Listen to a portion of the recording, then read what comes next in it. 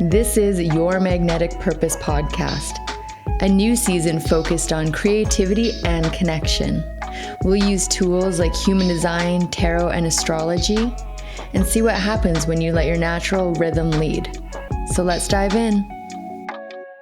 Here's something that I've discovered after years of being on creative teams. There is a specific kind of magic that happens when the right people are in the right roles. It's that energy of the project just flowing when ideas are naturally building on each other and when everyone knows exactly where they fit and the work just feels energizing. And that's not luck.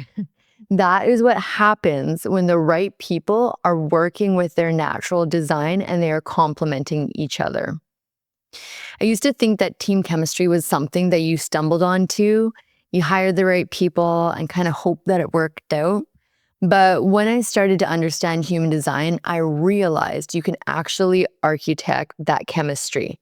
You can intentionally place people in the roles where their energy is naturally supporting the team. And when you get it right, the difference is remarkable. Projects move a lot faster, creative output gets stronger, and people actually enjoy the process. Hello, everybody. I am Ashley, and this is Your Magnetic Purpose podcast. And today we are talking about team dynamics through human design, specifically how each energy type is naturally designed to work together and how you can leverage those dynamics within your team so that everyone can work at their best.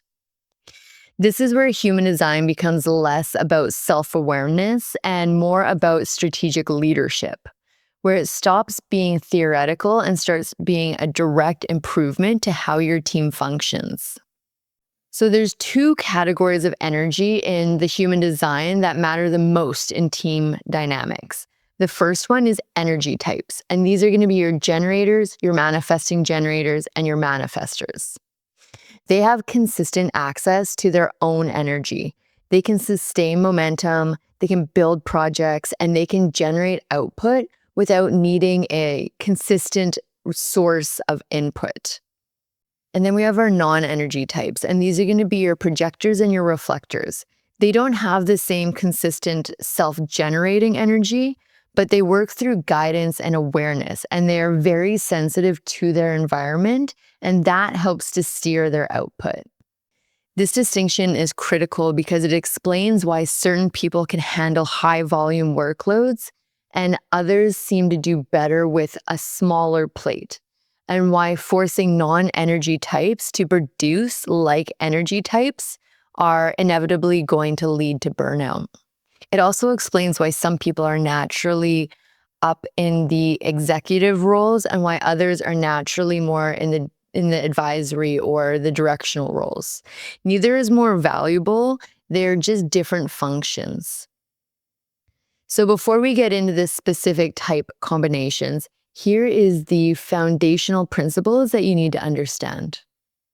Different energy types are designed to do things differently.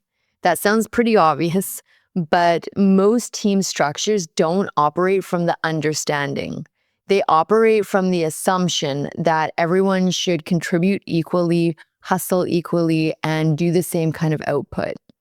That model creates friction because it's asking people to function in ways that they're not designed to function. When you understand energy types, you stop expecting everyone to build the same, and you start working with their complementary systems where each person's natural strengths support the gaps in somebody else's design. The goal isn't to have a team of identical contributors. The goal is to have a team where the person is operating in their zone of genius. So in these two types of categories of energy types, they matter the most in the team dynamics because your energy types, your generators, your manifesting generators, they have that consistent access to their own energy, like I just said. But they can sustain momentum, build projects, and generate output without needing that external input. The non-energy types, again, which are the reflectors and the projectors, they don't have the same consistent self-generated energy. So having that awareness and that environmental sensitivity is really helpful. So let's talk about the energy types working together. First, if we have a generator and a generator, I like to call this the building block. When you have two generators working together, you have a foundation for sustained momentum. Generators working alongside each other can create a natural rhythm, and they respond to each other's work. They build on what's already in motion, and they create through consistency and quality through focus. This combination works exceptionally well when you have a project that requires depth and refinement over speed. Both generators are working on things they genuinely respond to, and there is a clear division of labor. So you're not having to worry about the difference in effort. Where some discrepancies can come is if both generators are waiting for each other to initiate. In that case, nothing is going to move. Generators need something to respond to. So if no one is providing stimulus or direction, the team can come to a standstill. The solution often comes by bringing in a third energy. A manifestor to initiate would be really great in this. Or maybe even like a projector to direct, or a manifesting generator to test the ideas and create momentum. Now, speaking about a manifesting generator, let's talk about when a manifesting generator and a generator come together. This is where speed meets depth. This combination can be incredibly productive when it's structured well. The generator brings a focus and consistency and the ability to refine the work in high standards. The manifesting generator brings speed, adaptability, and the ability to handle multiple streams all at once. This works beautifully when the generator holds the quality standards while the manifesting generator explores variations. The manifesting generator likes to test ideas quickly, and the generator develops ones that work and that they can maintain through structure. Manifesting generators like to move fast, and generators move steady. So if the manifesting generator is feeling pressured to match the speed of the manifesting generator, this is where it starts to feel destabilized. If the manifesting generator feels restricted by the generator's need for depth and contemplation, they might feel stifled. The key is to recognize that these different rhythms are not better or worse. Let the manifesting generator explore and let the generator refine. Don't expect them to operate at the same speed.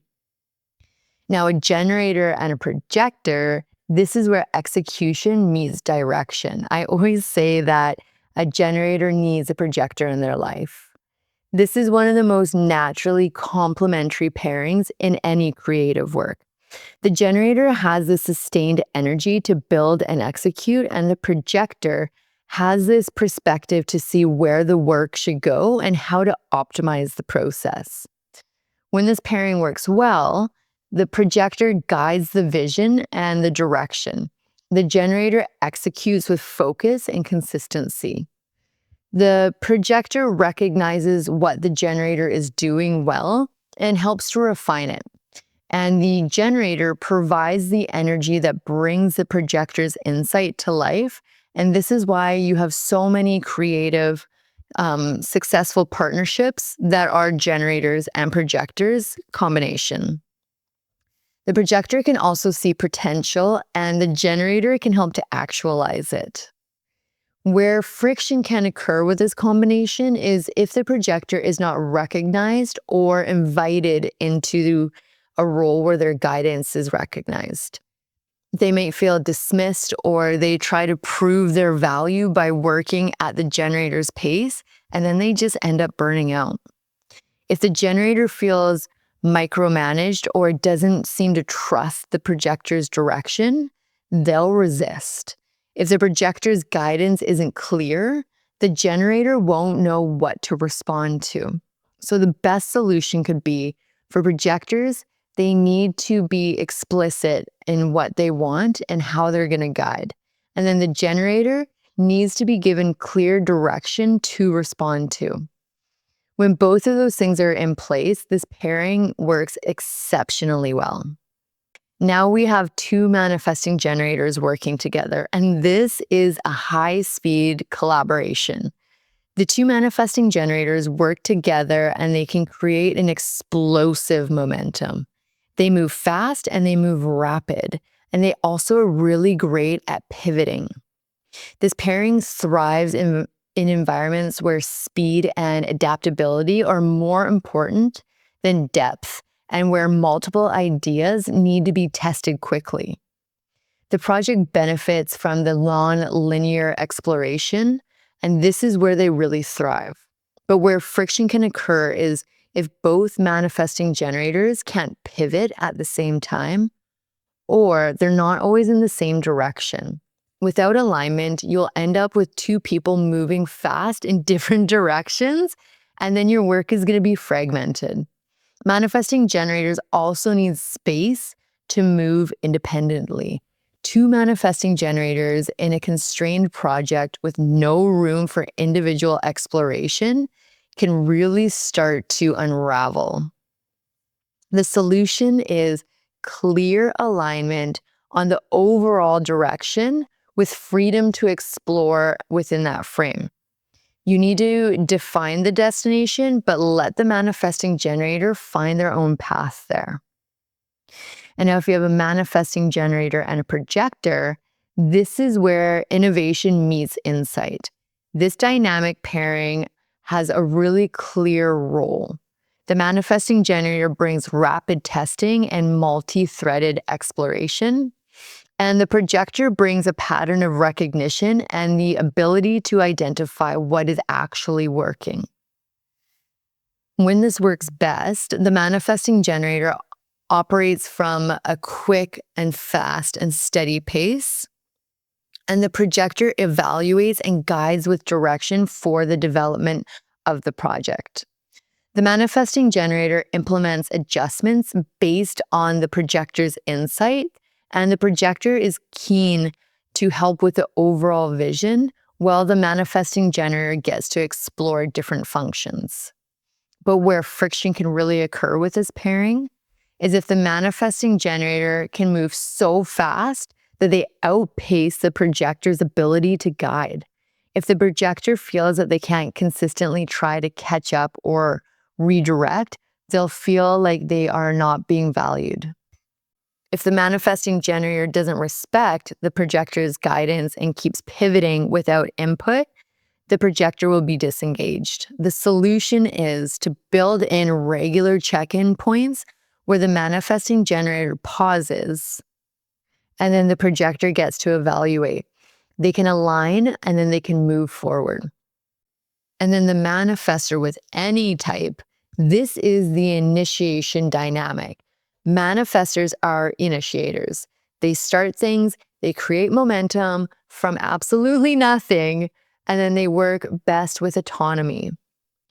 When you have a manifestor on your team, their role is to usually just be a catalyst, to start a project and to set the direction and to create the initial spark that others can build from. So a manifestor and a generator, or a manifestor with a manifesting generator, the manifestor initiates and the generator or the manifesting generator responds and then builds. This works well when the manifestor can clearly communicate what they're starting so that the generator or the manifesting generator knows what to respond to. The manifestor and the projector, in this dynamic, the projector is here to refine and guide the execution while the manifestor is initiating direction. This works really well when the manifestor informs the projector of their ideas or what they're going to be doing, and the projector is invited to help shape that strategy. Friction can occur when a manifestor needs autonomy and when they're feeling micromanaged. Even if they're being questioned consistently or they're forced to just give a little bit of an explanation, they might withdraw or become a little bit combative. On the other side, manifestors who don't inform others before acting create confusion, resistance, and people feel blindsided. The solution would be to give a manifestor space to initiate independently, but establish a practice of informing and letting the team members know before they start acting. Not asking permission, but informing. That reduces the resistance and keeps everyone aligned in the project. And then we have projector and projector. When these two come together, they are guidance without execution. Two projectors together can create exceptional strategic clarity. They can see systems, they see people, and they understand potential. But what they don't naturally provide is the energy to execute fully. This pairing works well in a consulting or an advisory role, or even being a creative director. They love to have strategy and planning phases, but where friction can occur is if both projectors are waiting to be recognized and no one is being recognized. The dynamic can stall. If both are directing without anyone executing, the vision will never materialize. So the solution is projector-heavy teams need energy types. You need a generator, a manifesting generator, or a manifester to bring the vision to reality. Projectors excel when they are seeing what should happen, and they don't need others to make things happen. And then there's reflectors on a team. They are the barometers. Reflectors are rare, like 1% of the population. But when you have one on your team, they function as an environmental mirror. Reflectors feel the health of the team more acutely than anybody else. When the team is aligned, they feel energized and clear.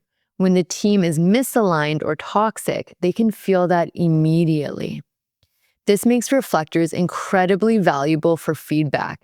You can get quality control, and they are great at sensing when something is off before the rest of the team even makes it obvious. Where some friction can occur is reflectors need time to make decisions. If the team is moving fast and expects immediate input, the reflector will feel pressured and overwhelmed. Reflectors also absorb the energy that's all around them. If the team is stressed or burnt out, the reflector will reflect that back. And it may even be mistaken for being the reflector's fault when actually they're just mirroring back what's happening. The solution is to give reflectors time to process. Don't rush their input. And when a reflector says something feels off, you better listen. They are usually picking up on something that is real. Now, let's make this tactile. If you are building or restructuring a team, here's how you can think about the placement. For vision and direction, projectors and some manifestors, these are your creative directors.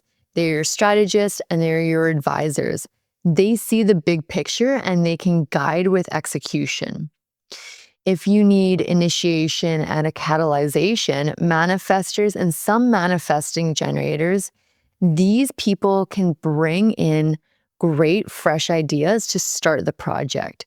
They can get the momentum going and they can set things in motion. If you need execution and building, generators and manifesting generators are going to be your primary builders. These are the people who take concepts and turn them into finished work through sustained effort. And then if you need some multi-threaded exploration, manifesting generators are going to bring you to where you need to be in rapid testing. They can do multiple approaches and they can create a lot of innovation through experimenting. And if you need a little bit of a environmental awareness or quality control on your team, reflectors are your go-tos. They are here to sample. These people are the ones who can tell you how the work is landing and whether the team dynamic is healthy or not. You don't need one of each of these on your team, but you do need to understand what function you need to give these people in the projects if you want them to work at their full design and their best capacity. Okay, now let's talk about red flags and a team dynamic. Here are some patterns that indicate someone is in the wrong role for their design.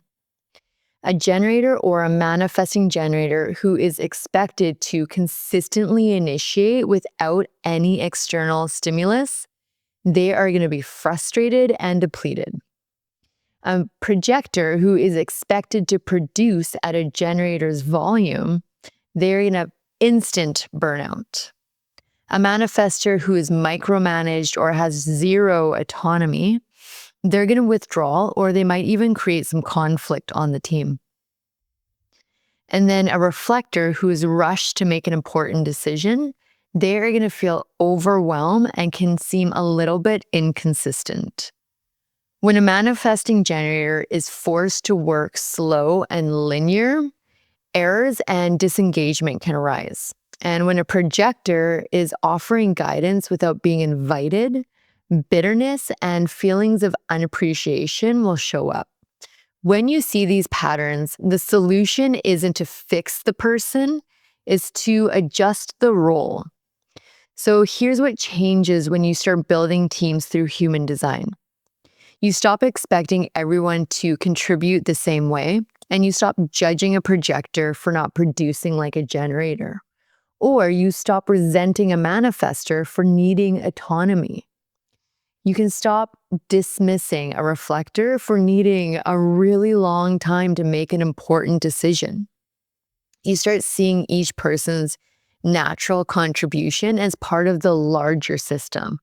And you can pace people where they're designed naturally and where they will thrive. You can also structure your projects so different energies complement rather than compete.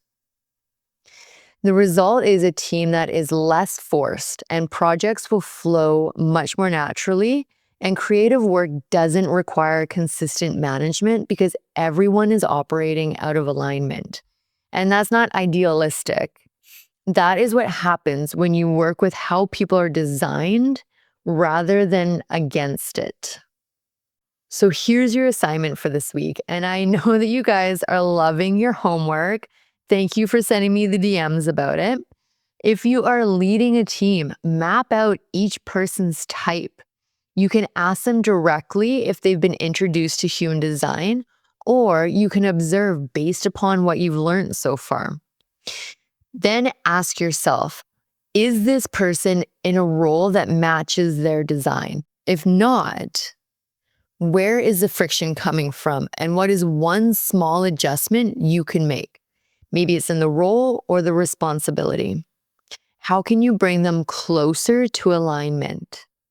And if you are on a team rather than leading it, map out your own type and the role that you are currently occupying. Do you feel aligned? And if not, what would alignment look like to you? And how can you start moving towards that? In the next episode, we are going deeper into strategy and authority, specifically how to actually use them in real creative decisions and not just understand them conceptually, but apply them when the stakes are real. So again, I am Ashley. This has been your Magnetic Purpose podcast, and I will see you next week. If you enjoyed today's episode, make sure to like, share, and subscribe wherever you stream your podcast. For more resources and tools to explore human design, tarot, and astrology, head over to yourmagneticpurpose.com and book a live one-on-one reading or download your free chart. Remember, the more that you align with your purpose, the more opportunities you attract.